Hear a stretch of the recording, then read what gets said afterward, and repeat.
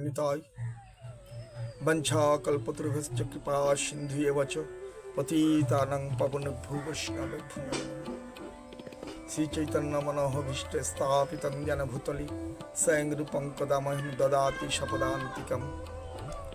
वन्देऽहं श्रीगुरुश्रीयुतपदकमलं श्रीगुरुं वैष्णवांश्च श्रीरूपं साग्रजातं सौगुण रघुनाथं वितन्तं सजीवं सदेतं सबधूतं परिजनसहितं कृष्ण चैतन्य देवं श्री राधा कृष्ण पादान सौगण ललिता श्री विशाखावितांश्च। এখন একদিন বাদশাহ ও নবাবের স্ত্রী ডহরি বিবি, এই ডহরি বিবির প্রচন্ড অসুস্থ হয়ে পড়েন,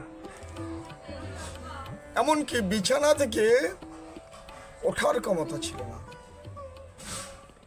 নবাবের স্ত্রী, তার তো অনেক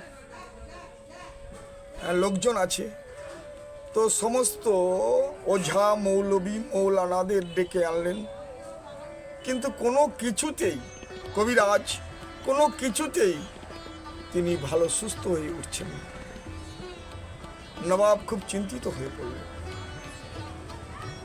একদিন তিনি দেখছেন ভোরের বেলা 4টে সাড়ে 4টে নাগাদ একদল বৈষ্ণবের দল কৃষ্ণ হরিনাম করতে করতে যাচ্ছে। তখন ওর লোকজন লেঠেলদের বলে ওর যে হোতা, ওই যে হরিনাম সংকীর্তন করে যাচ্ছে, ওর যে হোতা আছে, ওই হোতাকে ধরে নিয়ে এসো তো। যদি ওর মধ্যে যে সাধু, প্রধান সাধু, ওকে আমার স্ত্রীকে দেখাবো, আমার স্ত্রীকে যদি ও ভালো করে দিতে পারে তাহলে যা চাইবে আমি তাই দেব, আর যদি না ভালো করতে পারে তাহলে গাধার পেটে চাপিয়ে মাথা নেড়া করে ঘোল ঢেলে গ্রামে গ্রামে ঘুরিয়ে দেব। কারণ মানুষ এই সময় অসুস্থ, 4টের সময় ঘুমিয়ে থাকে, আর ওরা ভোরের বেলা হরিনাম করতে করতে মানুষকে জাগিয়ে দেয়, হ্যাঁ, কীর্তন হরিনাম সংকীর্তন করে। তো ওদের যে মাথা আছে প্রধান সাধু, তাকে ডেকে নিয়ে ধরে নিয়ে এসো। নবাবের কথা, লোকজন ছুটে চললো। লোকজন ছুটে গিয়ে বললো, আপনাদের মধ্যে প্রধান সাধু দেখলেই বোঝা যায়। বীরচন্দ্র প্রভুকে ধরে আনলেন। বীরচন্দ্র প্রভুকে ধরে এনে বলে আপনাকে নবাব ডেকেছে, যেতে হবে। বীরচন্দ্র প্রভু এলেন, এসে দেখছেন, বলছে এই আমার স্ত্রী শুয়ে আছে, ওকে যদি তুমি সুস্থ করতে পারো তাহলে তুমি যা চাইবে তাই দেবো, কিন্তু না যদি সুস্থ করতে পারো তোমার মাথা নেড়া করে ঘোল ঢেলে গ্রামে ঘুরিয়ে দেবো, সাধুগিরি দেখিয়ে ছাড়িয়ে দেবো। বীরচন্দ্র প্রভু গেলেন, আস্তে আস্তে সেই রুমে প্রবেশ করলেন। প্রবেশ করে দূর থেকে ডাকলেন, আয় মা, চলে আয়, উঠে আয়, আয় মা, উঠে আয়। বলার সঙ্গে সঙ্গে ডহরি বিবি এক পা করে উঠে, যে 6 মাস ধরে বিছানা থেকে উঠতে পারেনি, সে এক পা করে এগিয়ে বীরচন্দ্র প্রভুর দিকে এগিয়ে এলো। আয় মা, উঠে আয় বলার সঙ্গে সঙ্গে বৈষ্ণব দর্শনে, ভক্ত দর্শনেই মুক্তি লাভ, সমস্ত রোগ দূরীভূত হয়ে গেল ডহরি বিবির। বাদশাহ ও নবাব বীরচন্দ্র প্রভুর চরণে পড়ে গেল। চরণে পড়ে গিয়ে বলতে লাগলো, প্রেমবিলাস গ্রন্থে ৪বিংশ বিলাসে বর্ণিত আছে, বাদশাহ বলে, গোসাই ফকির প্রধান, ইচ্ছা মতো ঠাকুর তুমি কিছু লহদান, কিছু দান নাও আমার কাছ থেকে। গোসাই বলে, বহু মূল্যের তেলুয়া পাথর তোমার ঘরেতে শোবে, করে ঝলমল। এখন ওই চৌকাঠের ওপরে একটা তেলুয়া পাথর ছিল।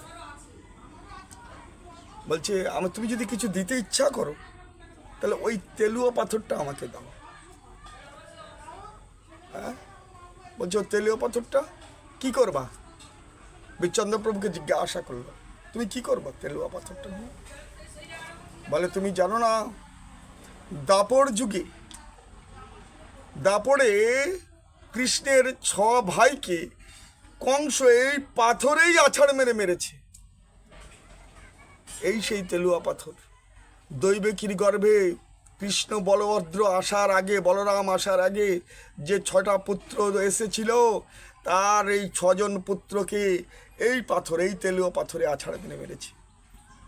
এই পাথরটা আমার লাগবে, আমাকে দাও। বলছে ঠিক আছে, আপনি নিয়ে যান। বলার সঙ্গে সঙ্গে বীরচন্দ্র প্রভু 2 হাত যেই বাড়িয়ে আয় বলল, পাথরটা শোলার মতো হয়ে উড়ে এসে বীরচন্দ্র প্রভুর হাতে এসে পড়ল। বীরচন্দ্র প্রভু সেটাকে খড়ে ভালো করে জড়িয়ে গঙ্গায় ভাসিয়ে দিল।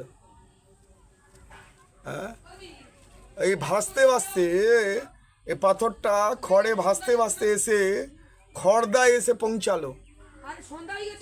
তাই তার নাম, ওই স্থানটার নাম হলো খড়দহ। আর ওই পাথর দিয়ে 3টে বিগ্রহ হয়েছিল। মূর্তি তৈরি করলো। প্রথম যে একটা মূর্তি তৈরি করলো, তিনি হলেন শ্যাম সুন্দরজি। তারপরে কিছু পাথর বেঁচে গেল। শ্যাম সুন্দরজি উনি খড়দায়ে প্রতিষ্ঠা করলেন। আর কিছু পাথর দিয়ে আবার যখন একটা বিগ্রহ করলো, তার নাম হচ্ছে রাধা বল্লভজি। হ্যাঁ, প্রথমে শ্রী বল্লভজি, তিনি চাতরাতে আছে, সে বিগ্রহ চাতরাতে প্রতিষ্ঠিত হলো।